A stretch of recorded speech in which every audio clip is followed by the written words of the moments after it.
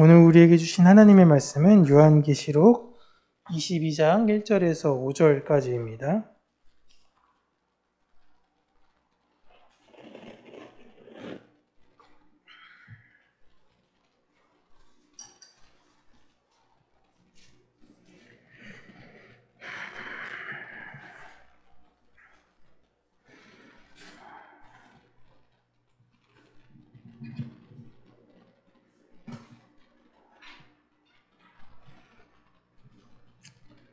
우리 함께 한 목소리로 읽겠습니다. 또 그가 수정같이 맑은 생명수의 강을 내게 보이니 하나님과 및 어린 양의 보좌로부터 나와서 길 가운데로 흐르더라. 강 좌우에 생명나무가 있어 12가지 열매를 맺되 달마다 그 열매를 맺고 그 나무 잎사귀들은 만국을 치료하기 위하여 있더라. 다시 저주가 없으며 하나님과 그 어린 양의 보좌가 그 가운데에 있으리니 그의 종들이 그를 섬기며 그의 얼굴을 볼 터이요 그의 이름도 그들의 이마에 있으리라. 다시 밤이 없겠고 등불과 햇빛이 쓸데없으니 이는 주 하나님이 그들에게 빛이심이라. 그들이 세세토록 왕노릇 하리로다. 아멘. 오늘은 생명수의 강이라는 제목으로 하나님의 말씀을 사랑하는 여러분들과 함께 나누도록 하겠습니다. 이제 계시록이 마지막 장에 왔죠. 성경책 아마 보시면 아시겠지만 끝에가 나 보이지 않았나 이제 끝에 뒤에 요 편찬하신 분들 막 뒤에 글 나오기도 하는데 102주에 걸쳐서 저희가 요한계시록을 했고 요한계시록이 마치고 나면 한번 제가 쭉 칠판에 쓰면서 유인물을 나눠드리면서 거기에 대해서 글씨 쓰면서 하시면 좀 더 계시록에 대한 것들이 한 장으로 명확하게 잘 보이게 될 거예요. 우리는 지난주까지 하늘로부터 내려오는 거룩한 성 새 예루살렘이 어린 양의 신부인 우리들이었다라고 말씀을 드렸고 그곳에 다 박혀있는 보석은 우리를 상징하는 것이다 라고 말씀을 드렸죠. 우리가 보석인 거예요. 그 보석들이 이 땅에서 복음을 지키고 살다 보면 이방인들에게 연단을 당할 수밖에 없습니다. 우리는 그렇게 이 세상에서 이 세상에게 세공되고 있는 중인 거죠. 하나님께서 우리를 지금 세공하고 계시고 우리를 연단하는 이 세상은 그라인더, 이런 역할들을 하고 있는 거예요. 그러나 보석의 세공이 다 완성이 되고 나서 더 이상 다듬을 보석이 없게 될 땐 더 이상 그 그라인더는 필요 없는 것입니다. 그러니까 세상은 우리를 위해서 존재하는 것이에요. 그리고 새 예루살렘을 요한이 계속 이제 살펴보고 있는데 그 성 안에 지금 강이 흐르고 있다라고 나오죠. 이 강이 수정같이 맑은 이런 걸 떠나서 생명수의 강이라는 설명을 듣습니다. 그 강이 어디로부터 흐르냐면 하나님과 어린 양의 보좌에서 나와서 길 가운데에 흐르고 있어요. 지난주에 제가 새 예루살렘, 또 말씀드린 새 예루살렘은 바로 이 땅의 우리들이라고 말씀을 드렸어요. 그런데 어떤 특별한 곳에서 물이 나와 생명을 주는 상징을 하나님께서 지금 요한에게 보여주고 계시는 건데 이건 요한에게만 보여주는 것이 아니라 우리에게도 말씀을 통해 이미 말씀하셨던 거예요. 창세기로 가보시면 천지를 창조하시고 생명의 물을 에덴에서부터 나와 동산에 적셨습니다. 그리고 거기서 물줄기가 4군데로 뻗어 갈라져 흐르게 하시죠. 그리고 그 에덴이라는 동산에 아담과 하와를 거하게 하셨어요. 생명의 물줄기가 에덴에서부터 흘러 적시는 거죠. 이 에덴 동산이 새 예루살렘의 이 땅에 상징하는 모델이었습니다. 그리고 이게 에덴 동산뿐만이 아니라 에스겔서 47장을 보시면 하나님의 영광이 돌아와 새 성전으로 들어가는 장면이 나오는데요. 거기에도 똑같이 물이 흐르는 장면이 나옵니다. 에스겔서 47장 1절 보시면 그가 나를 데리고 성전 문에 이르시니 성전의 앞면이 동쪽을 향하였는데 그 문지방 밑에서 물이 나와 동쪽으로 흐르다가 성전 오른쪽 제단 남쪽으로 흘러내리더라. 아멘. 이게 딱 글만 보시면 무슨 말씀이신지 조금 이해하기 어려운데요. 그림으로 제가 잠깐 보여드리면 이게 에스겔서에 나왔던 새 성전에 대한 평면도를 여러분들에게 보여드리는 것입니다. 더 어렵죠? 자, 이게 도대체가 뭔지 잘 모르겠는데, 자, 보시면, 저기, 윤장로님 잘 그냥 안 보이시죠? 이호콘 선생님 보이시나요? 저 때문에 가리시나요? 여기 부분이 지성소예요. 여기가 지성소고, 여기가 성소고, 요게 번제단입니다. 일단 여기만 보시면 돼요. 이 옆에 아까 많았던 것들은 다 레위인이 거하는 곳이에요.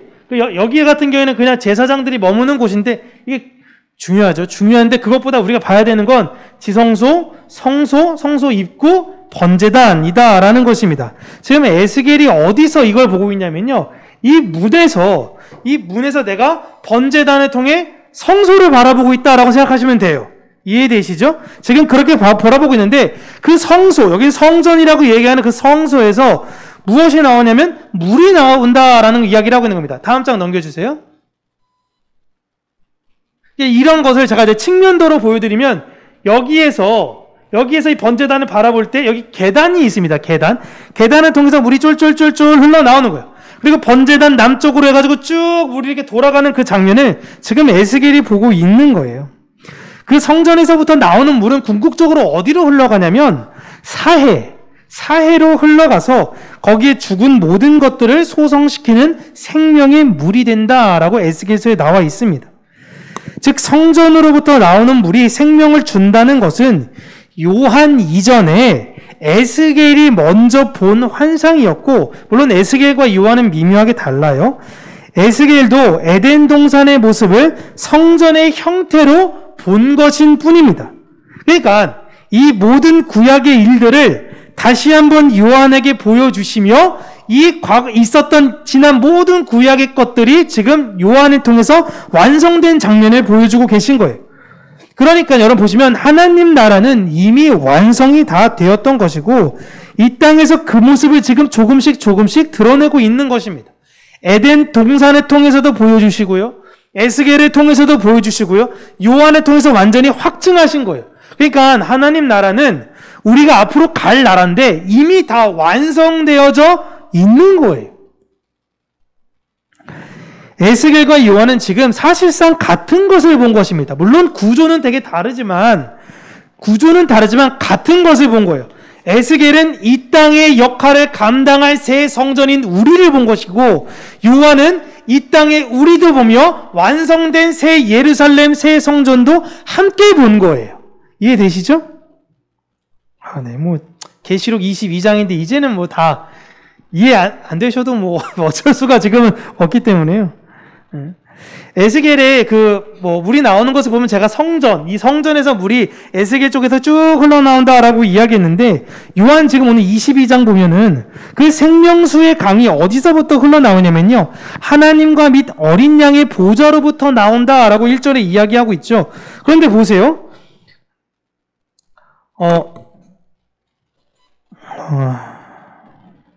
근데 21장 22절을 보세요. 21장 2절, 22절 보시면 성 안에서 내가 성전을 보지 못하였으니 이는 주 하나님 곧 전능하신 이와 및 어린 양이 그 성전이시다라고 요한이 이야기를 하고 있습니다. 즉 에스겔은 성전에서 물이 흐른 것과 요한이 하나님과 어린 양에게 물이 흘렀다라는 것은 즉 성전에서 같이 물이 흘렀다라는 같은 이야기를 하고 있는 거예요. 그러니까 에스겔서 41장을 하나님께서 에스겔 통해서 주셨을 때 이스라엘 사람들은 이 새로운 성전은 우리를 모든 걸 회복시킬, 이스라엘을 로마로부터 당시 압제로부터 독립시킬 그 눈에 보일 새로운 성전인 것이 아니라 하나님 나라에 있는 성전을 먼저 에스겔에게 말씀해 주신 거예요. 그런데 이스라엘 사람들은 지금 이 성전 지으려고 열심히 노력하고 있는 거예요. 그래서 예루살렘을 수복하려고 하는 거예요. 거기에 있는 모든 다른 특별히 이슬람 세력들, 가톨릭 세력들 모두 없애고 이 새 성전을 짓겠다라는 것이 그들의 목적이자 목표예요. 그런데 하나님께서 말씀하신 것은 얘들아, 성전은 그게 아니야 라는 걸 말씀하시는 겁니다. 그리고 이 성전 안에 그 생명수 좌우에 생명나무가 있어 달마다 열매를 맺고 있는 것과 같이 이 땅에 사는 새 예루살렘인 우리들, 우리 교회 안에도 여러분 생명의 물이 흘러 들어와 우리를 안에서 때를 따라 시절을 쫓아 지금 과실을 맺는 중인 것입니다. 하늘에서 열매가 열리는 것처럼 이 땅에서도 교회 안에 계신 성령 하나님과 어린 양이신 예수 그리스도로부터 생명의 물이 흘러오기에 우리도 열매를 맺을 수밖에 없는 거예요. 우리가 열매를 맺는 것이 아닙니다. 그 생명수로 인해서 열매가 자연스럽게 열리는 거예요. 그래서 예수님께서 이스라엘 사람들한테 이야기했듯이 열매로 너희들을 알 거다라고 이야기를 하십니다. 마태복음 7장 16절에서 20절인데요. 우리 함께 읽을게요. 시작. 그들의 열매로 그들을 알지니 가시나무에서 포도를 또는 엉겅퀴에서 무화과를 따겠느냐. 이와 같이 좋은 나무마다 아름다운 열매를 맺고 못된 나무가 나쁜 열매를 맺나니. 좋은 나무가 나쁜 열매를 맺을 수 없고 못된 나무가 아름다운 열매를 맺을 수 없느니라. 아름다운 열매를 맺지 아니하는 나무마다 찍혀 불에 던져지느니라. 이러므로 그들의 열매로 그들을 알리라. 아멘. 예수님께서 지금 열매를 맺어야 된다라고 말씀하시면서 자꾸만 이 열매를 우리가 하는 올바른 행동으로 생각한다라는 것입니다. 그게 아니에요. 생명의 물이 예수 그리스도, 내가 너희 안에 있는 자들에게는 반드시 좋은 열매를 맺을 수밖에 없어. 그래서 그 열매로 너희들을 알 수 있다라고 예수님께서 말씀하신 것입니다. 그렇다면 이 좋은 열매를 맺기 위해서는 생명의 물이 우리에게 있어야 되는데, 생명의 물이라는 게 도대체 뭐죠? 생명의 물? 그 물이 있어야 우리가 열매를 내어놓을 수 있잖아요, 열매를. 우리가 쉽게 생각할 때, 여러분 생명의 물이라고 하면요, 막 고귀한 물, 비싼 물, 고급진 물이 아니라 내가 당장 목이 말라 죽을 것 같은데 먹게 된 물이 바로 생명의 물입니다. 물을 마시기 전에 물을 향한 그 갈증이라는 단계가 있죠. 그 갈증을 통해 물을 간구하게끔 하나님께서 하십니다. 그래서 그 갈증이 너무 힘들지만 그 갈증으로 인해 물을 먹고자 하는 마음이 있기 때문에 갈증이라는 것 자체는 고통이지만 은혜인 거예요. 갈증을 해결할 수 있는 방법은 물을 마셔야 합니다. 너무 당연한 이야기죠. 갈증이 난다고 너무 목말라 잠이나 자야지. 너무 목말라 화장실 가야겠다. 이런 사람은 없어요. 너무 목마르는데 운동 좀 해야 될까? 갈증에는 물을 마셔야 합니다. 그런데 이 세상은 자신의 갈증을 해결할 방법이 없는 거예요. 그리고 또한 그 물로도, 생명의 물로도, 예수님께서 말씀하신 물로도 해결하지 않으려고 하는 거예요. 예수님께서는 그런 이스라엘 백성들에게 자신만이, 나만이 물을 줄 수 있는 존재다라고 말씀을 하셨습니다. 요한복음 7장 37절과 38절에 명절 끝날 곧 큰 날에 예수께서 서서 외쳐 이르시되 누구든지 목마르거든 내게로 와서 마시라. 나를 믿는 자는 성경의 이름과 같이 그 배에서 생수의 강이 흘러나오리라 하시니. 아멘. 네, 초막절 끝날 때, 명절이 이때 초막절인데요. 장막절이기도 합니다.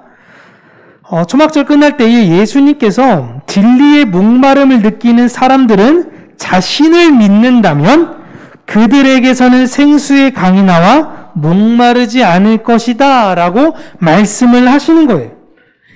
이 세상은 아담의 저주로 인해 모두가 갈증 속에서 삽니다. 그 갈증을 해결할 수 있는 유일한 방법은 오직 예수 그리스도를 마시는 것만으로 가능한 거예요. 그래서 사마리아 여인과 우물가에서 예수님께서 대화를 나누실 때도 이렇게 말씀하십니다. 요한복음 4장 14절 보시면 내가 주는 물을 마시는 자는 영원히 목마르지 아니하리니 내가 주는 물은 그 속에서 영생하도록 솟아나는 샘물이 되리라. 아멘. 예수님이 주시면요, 내 안에서 이제 물이 자발적으로 나오게 된다라는 거예요. 내가 성전이라고 말씀드렸죠. 나를 통해서 그 생수의 강, 그 물이 흘러 넘쳐서 나오는 거예요. 예수님이 주는 물을 마신다면 그 사람은 영원히 목마르지 않게 되는 것입니다. 우리가 먹고 싶어 먹는 것이 아니라 예수님이 주셔야만이 가능한데, 그건 예수님께 우리가 바른 것을 구해야만이 얻을 수 있는 것이고, 물론 먼저는 예수님께서 우리에게 그 물을 그냥 거저 주시기 때문에 먹을 수 있는 것입니다. 우리는 내가 무엇으로 목이 마른지를 명확하게 알아야 예수님이 주신 그 물을 먹을 수 있는 거예요. 왜냐면 내 갈증을 알아야 그 갈증에 필요한 걸 달라고 할 수 있기 때문에 그런 것입니다. 그런데 사람들이 원하는 그 해결책, 갈증에 대한 해결책이 무엇이나요? 여러분, 인디애나 존슨이라는 그 영화를 보면요, 그 예수님께서 거기서 어떤 걸 찾았냐면, 예수님이 그 최후의 만찬 때 드셨던 그 성배, 그 잔을 찾으려고 그렇게 막 고고학자들이 막 찾아 헤매요. 막 나치가 막 찾기도 하고 막 그러는데, 그 잔에다가 물을 따라서 마시면 영원한 젊음을 얻는다라는 것입니다. 그게 세상의 갈증의 모습을 보여주는 거예요. 정말 세상이 원하는 게 뭐죠? 그런 신비로운 겁니다. 영원한 젊음, 영원한 부, 어떤 영원한 퇴색되지 않고 나만 가질 수 있는 그런 거, 그런 걸 세상에서 원하는 것, 그걸 하나님께 간구하는 것입니다. 주님, 그거 주세요. 근데 그거 먹는다고 해서 갈증이 해결이 안 돼요. 그런데 자꾸만 그거를 달라라고 하는 것입니다. 마태복음에서 예수님의 제자들이 누가 높은 자리를 앉느냐라는 것을 두고 다툰 적이 있습니다. 물론 마가복음에도 나오는데, 그때 예수님께서 야고보와 요한에게 이런 말씀을 하세요. 마태복음 20장 22절 23절, 예수께서 대답하여 이르시되 너희는 너희가 구하는 것을 알지 못하는도다. 내가 마시려는 잔을 너희가 마실 수 있느냐? 그들이 말하되 할 수 있나이다. 이르시되 너희가 과연 내 잔을 마시려니와 내 좌우편에 앉은 것은 내가 주는 것이 아니라 내 아버지께서 누구를 위하여 예비하셨든지 그들이 얻을 것이니라. 아멘. 예수님이 주시려는 물을 나의 성공과 명예를 채우는데 활용하려고 했던 것입니다. 그게 아닌 거예요. 지금 야고보와 요한이 그냥 막 당당하게 이야기하잖아요. 내가 주는 잔에 너희들 받을 수 있냐? 아, 우리 이제 형제의 잔 아닙니까? 마실 수 있습니다. 제 손가락이라도 어떻게 좀 자를까요? 그들은 당시에 이해하지 못하고 그냥 넙죽넙죽 나의 성공을 위해서 그 잔을 먹겠다라고 했죠. 야고보와 요한이 나중에 얼마나 부끄러웠을까요? 마태가 폭로했잖아요. 스스로 폭로한 것도 아니고 마태가 지금 이들이 이랬다. 마태랑 마가가 폭로했잖아요. 예수님께서 교회에게 주시는 물은 여러분 예수님 자신인 것입니다. 하나님의 뜻을 그대로 전해주신 예수님이 우리 안에 거하는 것이 예수님께서 주신 잔으로 예수님의 물을 먹는 것입니다. 정말 잘 이해하셔야 돼요. 그 상징으로 우리가 하는 게 성찬이에요. 성찬. 교회는 예수님의 살과 피를 먹으면서 그분의 생명을 먹는 것입니다. 그게 생명수를 먹는 것이고 그 생명을 구하는 행위인 거예요. 나의 죄와 허물을 위해서 예수님이 십자가에서 살을 찢기시고 피를 흘리시고 그의 죽으심으로 인해 내가 새로운 생명을 얻었고 이제 그 열매가 나온다라는 것입니다.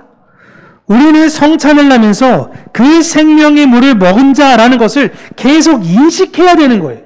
아, 내가 추구해야 되는 건 그것이 아니지.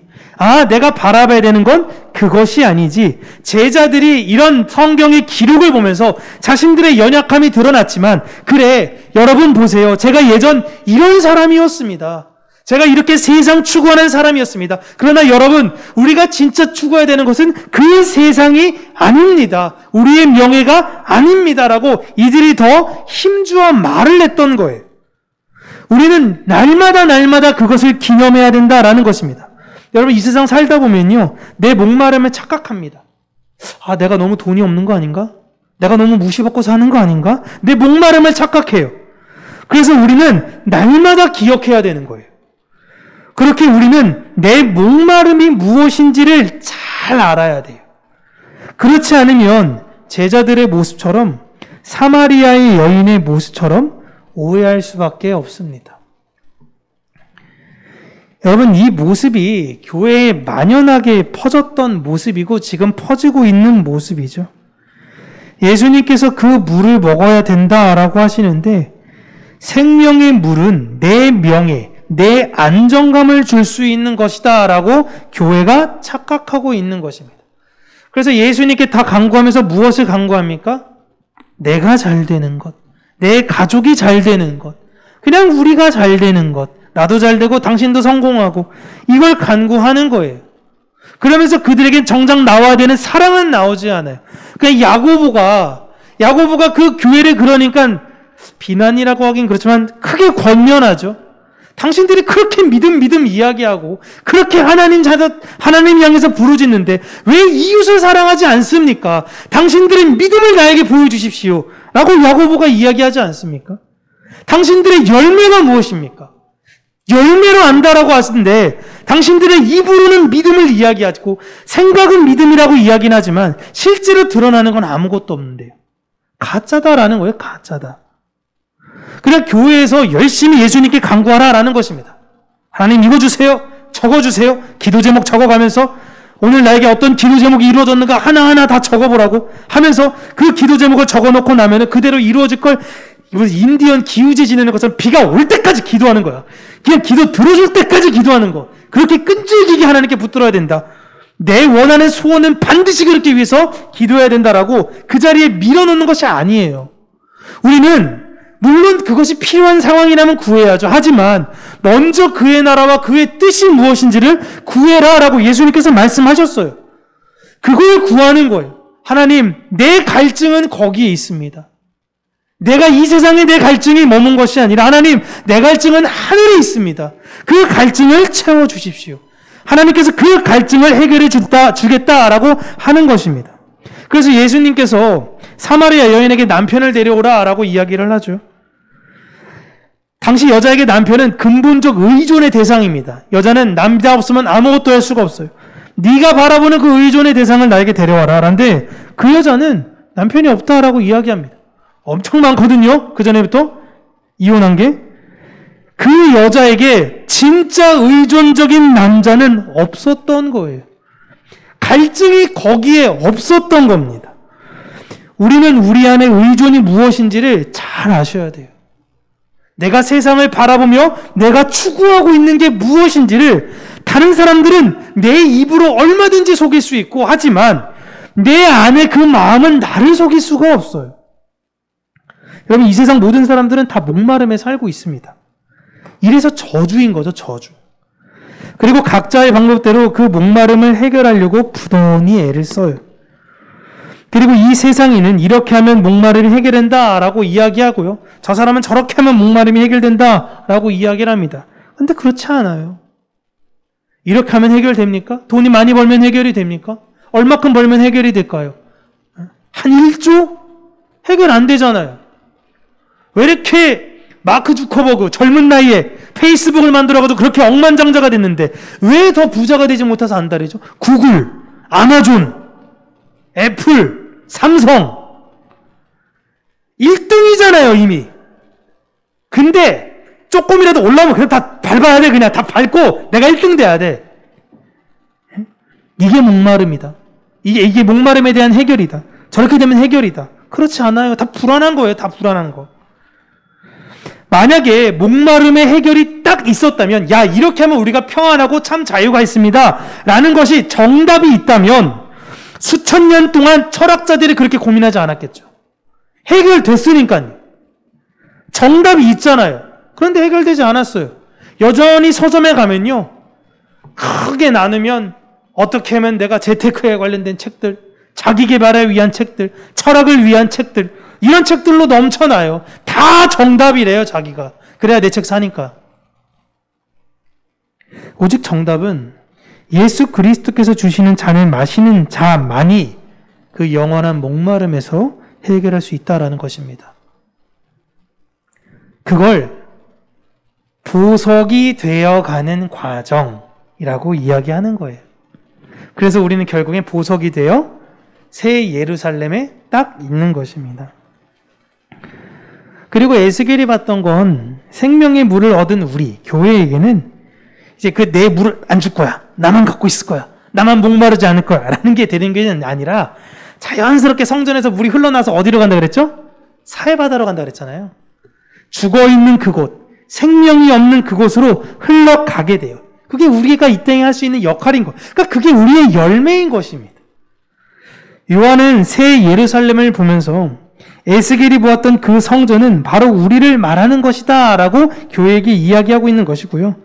그리고 우리의 완성된 모습을 내가 지금 보고 왔어요 라고 교회에 이야기하고 있는 것입니다. 그러니 열심히 열매를 맺고 사는 이 땅의 교회여 힘내십시오. 지금 이 이야기를 우리에게 해주는 것입니다. 그런데 이 세상에서는 에덴 동산에서의 뱀과 같이 생명을 가진 자들이 영원한 생명을 누리지 못하게 망치려고 하는 자들이 있어요. 계속 방해해요. 야, 이거 봐, 신기하지? 저것 봐, 신기하지? 이것 봐, 저것 봐. 그러나 결국 내 안에 계신 예수 그리스도로 교회는 승리하게 됩니다. 그러니까 그들이 말하는 것에 유혹에 너무 넘어가지 마시고 잘 인내하면서 견디셔야 돼요. 그래서 2절 보시면 그런 고난 속에 복음을 붙들면서 흘린 자들의 그 위로를 받는, 치료를 받는 장면이 나오고 있는 거예요. 여러분, 그곳엔 이제 더 이상 저주가 없다라고 합니다. 목마름이 없는 거예요, 목마름이. 그리고 그 나라에 있는 사람들의 요한이 지칭할 때 뭐라고 부르냐면 종이다라고 지금 부르고 있죠, 오늘 본문에.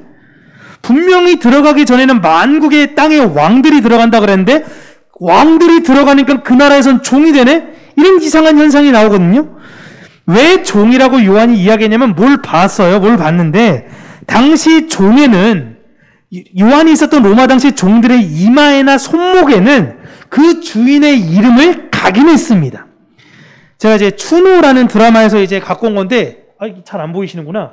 여기에 보면은 그 주인의 이제 성이나 이런 것들을 딱 찍어버린 인두로 지져버렸어요. 근데 실제 조선시대 때는 안 이랬대요. 하지만 로마 시대 때는 이랬습니다.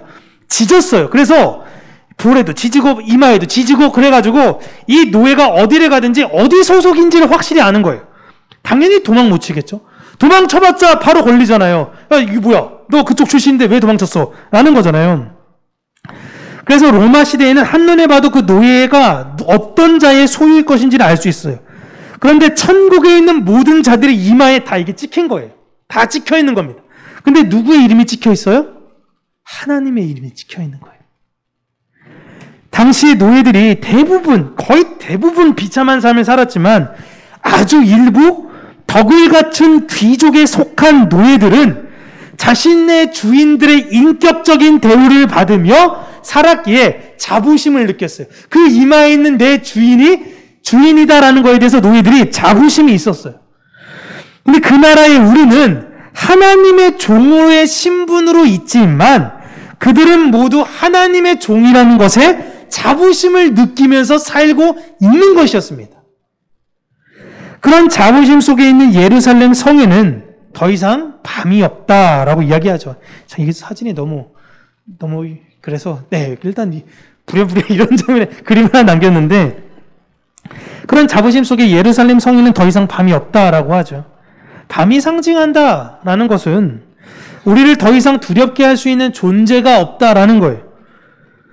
우리는 영원히 하나님과 교제하면서 이웃끼리 서로가 서로를 종의 모습처럼 섬기는 건데 그게 진짜 왕 노릇이고 그 사랑이 새 예루살렘엔 충만합니다 라고 요한이 이야기하고 있는 거예요. 요한은 진짜 천국의 모습을 본 거예요. 이런 거 하나도 안 중요해요. 하나도 안 중요해. 예전에 말씀드렸는데 타워 팰리스에 살아도 옛날에 시어머니랑 살면 며느리들이 안 살지 그냥 내가 거기서 시어머니랑 어떻게 살아. 아무리 좋은 집 있어도 며느리든 안 삽니다 라고 이야기하는데 이렇게 좋은데 내 원수들이랑 여기 다 살아봐요. 이게 뭐가 천국이에요? 지옥입니다. 요한이 진짜 천국의 모습을 본 건 서로가 서로를 뭐가 하려 그러면 서로가 막 다 하려 그래. 뭐 도와드릴까요? 하면서 막 다 일어나. 어딜 다 같이 가서 다 도와주고 우르르르르르 가면서 서로가 섬기는 모습들을 보고 있는 거예요. 응? 서로가 서로를 사랑해서 서로가 힘들까봐 먼저 나서서 서로 도와주고 도와준 것에 너무 고맙다고 이야기하고 이런 모습을 보고 온 거예요. 상상만 해도 너무 행복하지 않습니까? 내가 사랑하는 사람들인데 내가 사랑하는 사람들 사랑하지 않더라도 그런 사람 보면 사랑이 들지 않겠어요? 예? 안 사랑하는 사람이 처음 보는 사람인데 이 사람이 나한테 막 그렇게 막 배려하고 섬겨주고 이러면 처음 봤는데도 그냥 호감이잖아요. 아닌가요? 의심하나요? 이게 사기치려고 그러나? 이게 아니잖아요. 지금 요한이 이걸 보고 온 겁니다. 여러분, 우리가 거기서 그거 하답디다. 우리가 그렇게 나눕니다. 얼마나 행복합니까? 라는 거예요. 여러분, 지난주에 우리가 성탄절이 있었죠? 예수님은 이 세상의 높음이 얼마나 무익한지 그런 걸 알게 하시려고 가장 낮고 천한 곳으로 오셨습니다. 그리고 그것뿐만이 아니라 가장 가난한 신분으로 사셨어요. 그리고 가장 괴롭게 돌아가셨죠. 이 모든 것을 보여주시는 이유는 우리가 이 세상을 살면서 무엇에 목말라야 하며 반드시 생명의 물을 먹어야 한다라는 것을 알게 하시려는 것이었습니다. 우리가 이 세상 한평생 추구해야 되는 것은 내가 그 물을 먹음으로 내 안에서 그 물이 흘러나와 계속 때에 따라서 열매를 맺어야 된다라는 것이 그렇게 우리는 주께서 주신 잔을 받고 그 물을 먹는 주의 신부가 되었습니다. 저는 지금 확정적인 것들을 여러분에게 미리 선포하는 거예요. 우리는 주의 신부로 되어질 것이고 지금 되어져 가고 있는 과정입니다. 그리고 우리에게서 나오는 열매들을 통해 죽음의 바다인 이 세상에 생명을 전해지고 있는 중이에요. 아무것도 안 하는 것 같죠? 내가 지금 하고 있는 것도 별로 없는 것 같아. 그런데 내가 모르게 그가 지금 일하시고 계시니 우리는 잘 모르지만 그 생명이 계속적으로 전해지고 있는 것입니다. 그러니 내가 바라봐야 되는 건 뭐예요? 그 생명의 물만 달라고 하는 거예요. 이게 전도예요. 그러니까 여러분 잘 생각하셔야 돼요. 전도는 이걸 끊고 내가 가서 무언가 해가지고 데리고 오면 달란트 받고 이게 아니라 데리고 왔으니 달란트 주세요. 이게 아니라 그 물이 나로부터 흘러나와서 가서 그 사람을 살리는 거예요. 그게 전도인 것입니다. 그리고 데리고 나가는 것도 내가 몰라요. 그냥 어쨌든 갔는데 거기서 만나는 거예요. 천국에서 만난 거예요. 신앙생활 하셨어요? 정말 너무 감사하네요. 그렇게 영원히 교제하는 것입니다. 근데 그 생명의 물만 간구하는 그 삶이 여러분 성경에선 쉽지 않고 어려울 것이다 라고 이야기를 하고 있죠. 계시록 전반부에 계속 나오잖아요. 핍박받고 고난받고 끝까지 우리를 괴롭히려고 하고 그러나 인내하시기를 바랍니다. 그 나라는 이미 완성이 되었으니 이 세상의 목마름이 내가 좀 이 세상에 가진 것이 좀 없다고 내가 그걸로 두려워하지 마시고요. 우리가 가진 바 있는 그 생수를 영원한 생수를 이웃에게 전하며 사시길 2022년, 2023년 주님께서 우리를 부르시는 그날까지 그 물을 전하며 사는 저와 여러분 우리 평강교회가 되길 주님의 이름으로 축복합니다. 기도하겠습니다. 살아계신 하나님 아버지 우리가 한 해를 되돌아보며 우리가 추구했던 것이 무엇인가 우리를 불안하게 하고 우리를 염려하게 하고 내가 부러워했던 것이 무엇인가 다시금 생각하며 하나님 내가 진정으로 구하고 찾으며 바라야 되는 것은 이 세상에 썩어질 허탄한 것이 아닌 영원히 썩지 아니할 그 하늘의 생명수라는 걸 기억하는 자들이 되게 하여 주시옵소서. 오늘도 그 물을 우리가 마시기를 원하고 우리 배에서부터 그 생수의 강이 흘러나와 하나님 죽어버린 이 세상 가운데 생명을 전하는 그 사명을 온전히 잘 감당하는 우리 평강교회가 되기를 소원합니다.